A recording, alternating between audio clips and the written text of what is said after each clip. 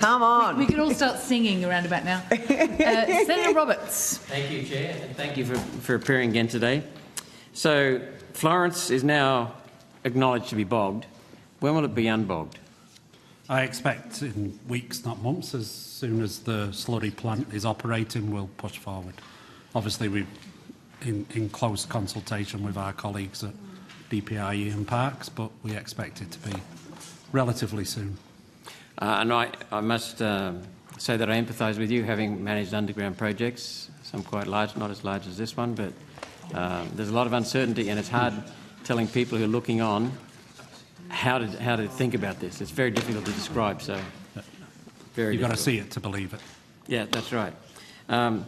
If the project is completed, and we've got journalists, admittedly journalists, now saying it's time to cut losses on Snowy 2. If the project is completed and all the high voltage transmission lines built across farmyards and national parks, there must be a calculation that takes the capital cost of the project as a whole and divides that by the life of the project to get a figure for how much the annual amortisation charge for the capital cost will be. Do you have the latest projection, please? There was quite a lot in your question. Obviously, we haven't got an updated cost yet, and we'll provide that in months. We don't have the cost of transmission, so we wouldn't be able to provide that. I fully expect through our corporate plan process we'll assess the returns from Snowy 2, and if anything, the commercial case for it has got stronger since FID.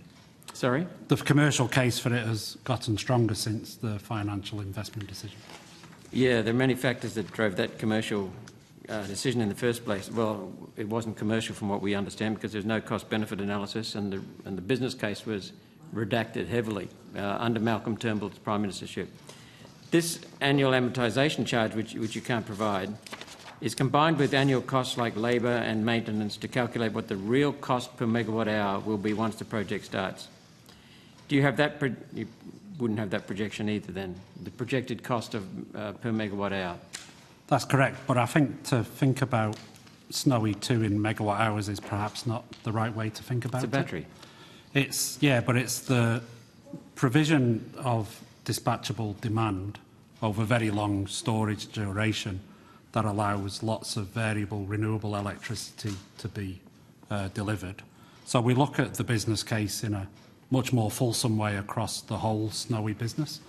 And for example, over the past few years, we've procured 1,500 megawatts of solar and PPA, solar and wind PPAs to enable the transition which assets like Snowy 2 support.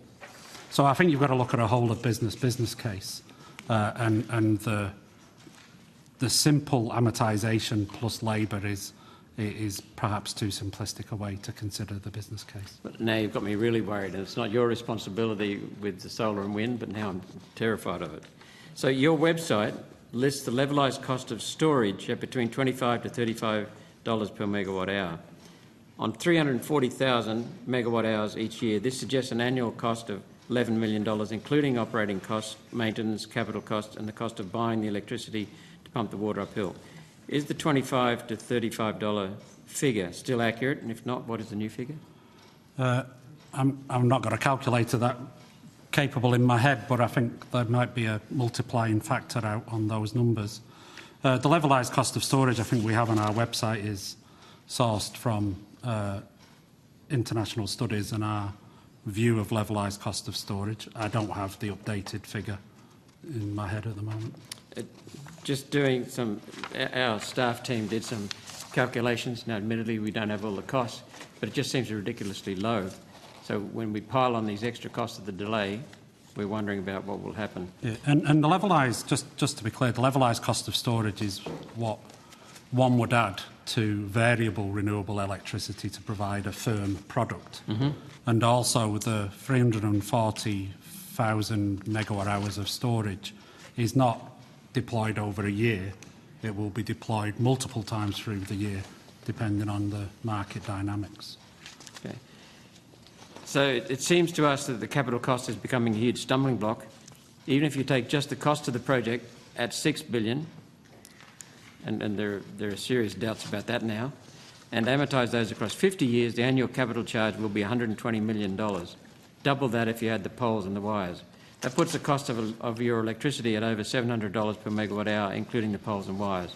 The current spot price, now admittedly the weekend was cold down here, but the current spot price for last weekend was $150 per megawatt hour. Is there something we're missing? Certainly we'll do a full, financial review of the project when the increased costs are known. But I think you're mischaracterising the nature of the asset in that it isn't an energy provider. Mm-hmm. It's an insurance provider for when the wind isn't blowing and the sun isn't shining, or there is plant failure elsewhere. So we don't sell it as a baseload energy price, which is what you're referencing. Hasn't it been touted as a peak hour or peak period source of electricity? Well, I mean, the two major sources of revenue will be the difference between the price we pump the water up to Tantangara, mm-hmm. which will soak up demand from solar and wind when it's not required, and the price at which we sell it in peak periods when solar and wind isn't available or other plants are not available. So it's very much it's an asset about being there when everything else isn't. So it isn't sold on an energy basis, which are the reference prices you're quoting. Okay. But the projected cost must be the single most important KPI of this project. Well, cost and schedule are my most important KPIs. The reason we came out with the schedule is that there are many stakeholders interested in the schedule, and we'll work through the cost and associated business plans around that. So there seems to be a real risk, though. I acknowledge your point that we can't just charge per kilowatt hour, or can't just recognise a per kilowatt hour figure. But there seems to be the real possibility that the price of electricity generated, recovered, stored, will be massive without even government subsidies coming in year after year.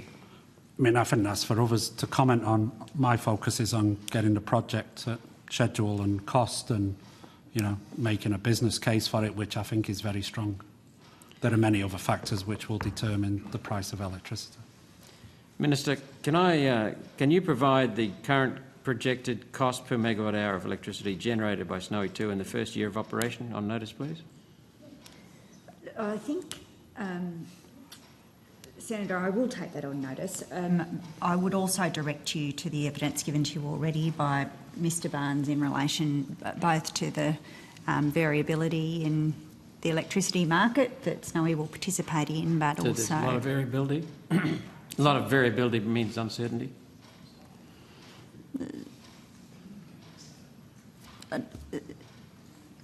Senator Roberts, I think that Mr Barnes has given an indication that he thinks that's a strong business case, that they're presently working through it. I've taken your question on notice. Okay, you're taking the question on notice. Thank you. Right from the start of this project, this had nothing to do with your party, but Malcolm Turnbull's government refused access to the cost-benefit analysis and heavily redacted the business case.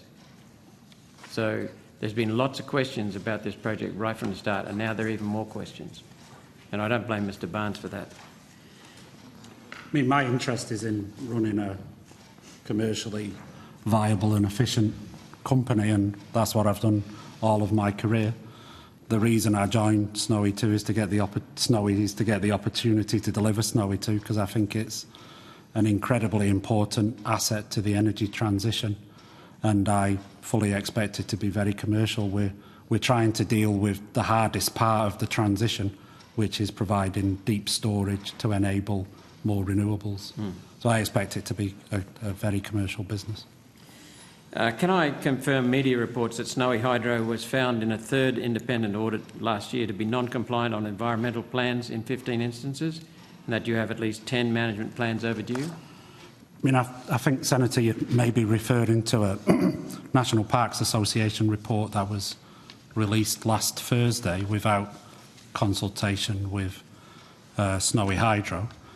We are currently operating under all of our construction approvals, so there's no breaches there. The plans and requirements as a result of the construction and operation of Snowy to obviously change nature over time. There are some that are relevant to construction, and we're fully compliant with those. And there are some that are relevant to operation, some that are relevant to rehabilitation.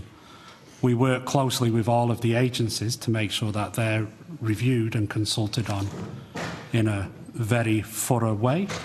And I think there's been a misunderstanding of some of the dates on various websites.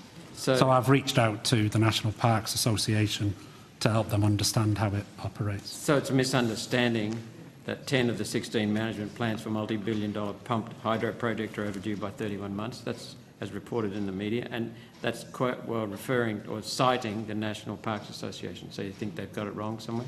Well, I think that the plans that are being referred to are prepared by Snowy and they're reviewed by various agencies.